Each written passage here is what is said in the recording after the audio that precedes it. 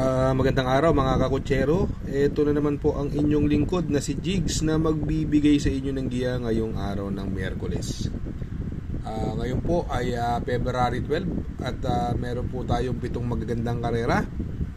Uulitin ko po, itong aking giya ay purely review at analysis ko lamang at walang halong information. Simulan na po natin. Race number 1. Kung saan magsisimula po ang winner take all. The 3-year-old and above maiden race. Distance is 7 oktavo or 1,400 meters. At dito po may 8 kalahok. Ito pong karerang ito ay anybody's race, pero ang napupusuan ko po dyan si Amans Aman. At itong si Amans Aman ay laging in the money sa kanyang last few runs. At ito namang si Perfect Blue, binigay na po kay O'Neil Cortez. At sa tingin ko malaki po ang chance nito. At yung nagbabalik na numero 8 Santa Maria, ang pagkakaalam ko ay tumakbo ng sweepstakes yan last year. At nag-barrier po siya nakaraan, nagpreba lang po siya ng 1.19. Pero sa tingin ko malaki po chance niyan. Kaya dito sa race number 1 magtatatlo po ako dyan. Doon ako sa numero 3 Amans Aman. Panigundo ko po numero 5 Perfect Blue. At isasama ko pong pandiado numero 8 Santa Maria. Sa race number 2 kung saan po magsisimula ang pick 6, Pilracom rating based handicap system race, class 5, 11 to 15 split. Distance is 1,200 meters at dito po may 8 kalahok. Itong karerang ito ay another anybody's race.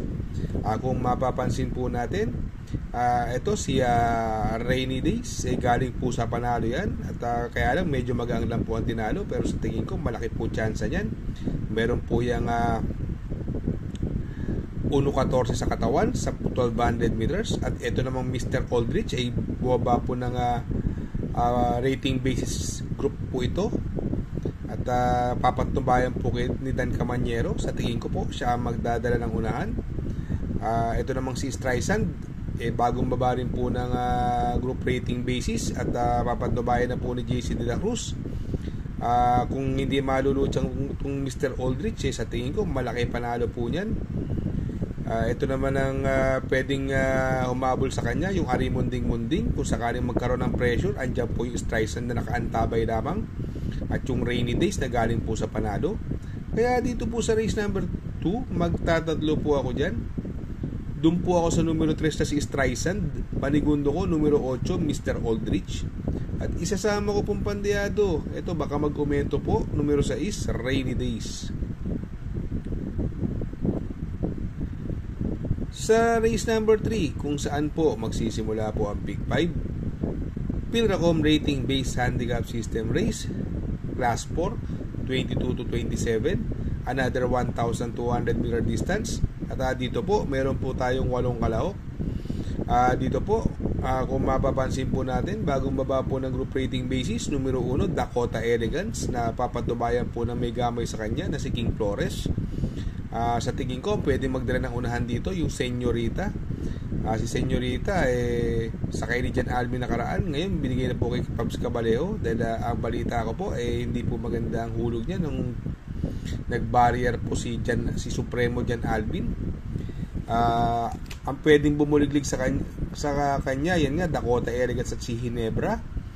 At ito naman si Upscale Bell, pwede pong mag-umento yan. Yung Domsat 7 galing po sa panalo yan. Pero po dito sa race number 3 magdadalawa na lang po ako dyan. Doon ako sa numero 1 Dakota Elegance. At panigundo ko naman po numero 5 Domsat 7.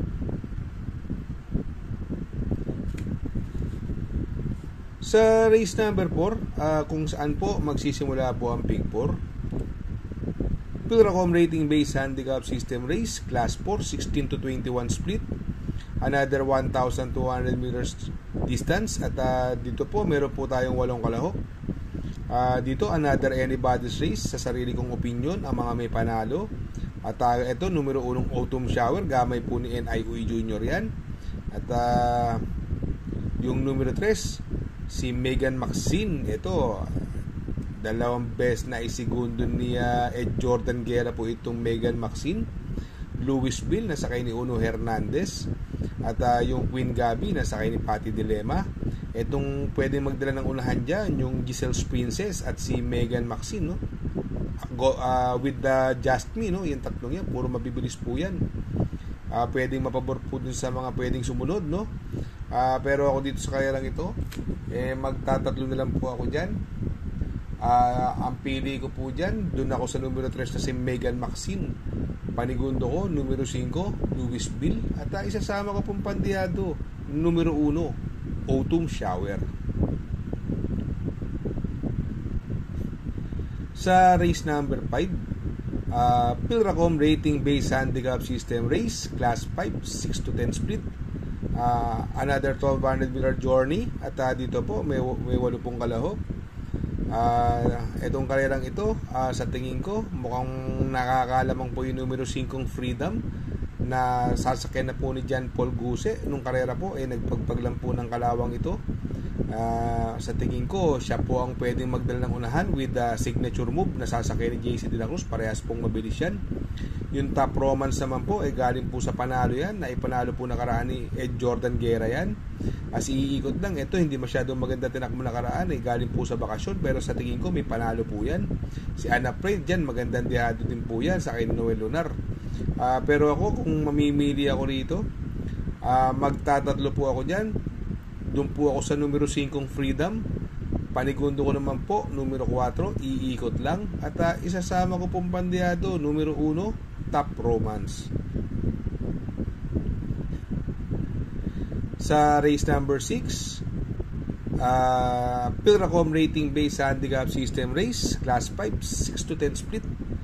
1200 meter distance, at dito po may 8 pong kalahok. At ito po, mapapansin natin yung nagbabalik na Ligeron, no? Napapatnubayan po ni Bumbum Villegas. Siya po ang napupusuan ko dyan sa laban na yan. Ang pwedeng magdala po ng unahan dyan, yung West of the East at si Hook the Hustler. Yan po ang pwedeng maglaban sa unahan. Itong Oktubre 14, hindi masyado maganda mga tinatakbo, pero sa baba ng laban, sa tingin ko po may panalo yan. Ito naman si Crown Jewel, parang wala pa sa wisyo itong kabayong ito, pero sa tingin ko baka puro inaayaw lang yan. Pag nilabas may panalo po. Pero para sa akin, itong race number 6, magdadalawa po ako dyan. Doon ako sa numero 3, Ligeron. At panigundo ko naman po, numero 1, Oktubre 14. Sa race number 7, sa last and final race, Pilracom Rating Based Handicap System Race, Class 5, 11 to 15 split. Distance is 1,200 meters. At dito po, may 8 pong kalahok. Ito, kung mapapansin po natin ang karerang ito, sa tingin ko, wala nang pauunahin yung numero 1 Heart of Steel na sasakyan po ni Joel Ciego. At ang tinalo po nito ay si Doña Chichay. Banderan tapos po nung nanalo itong si Heart of Steel. Sa tingin ko, pwedeng sumunod sa kanya yung bagong baba po ng group rating basis, numero 5 Extra Edition, nagamay po ni Kelvin Abobo.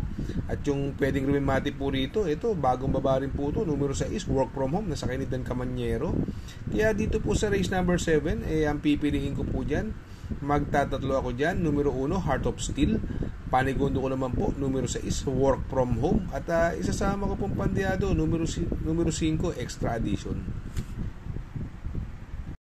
Shout out nga pala kay Sir Pax ng Barkadahan OTV. Located po siya sa 1139 New Antipolo Street, Corner Vargas. Malapit lang po sa Abad Santos, yung bagong ginawang tulay. Very convenient and attentive po ang mga tao.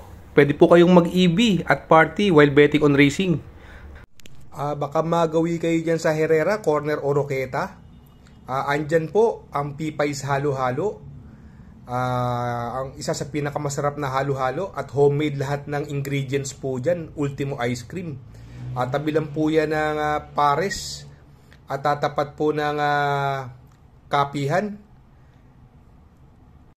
Shout out kay Sir Arnel Mendoza. Please support his channel. Shout out po Sir Arnel Mendoza. Good luck mga kakutsero. Sana po matapat ang ating giya at yung mga nakasunod, sana po ay magsitama po kayo. Ako yung makikiusap lamang at makikisuyo sa inyo na please like, share, subscribe, and hit the notification bell para update kayo sa aking mga giya. Good luck po and happy racing!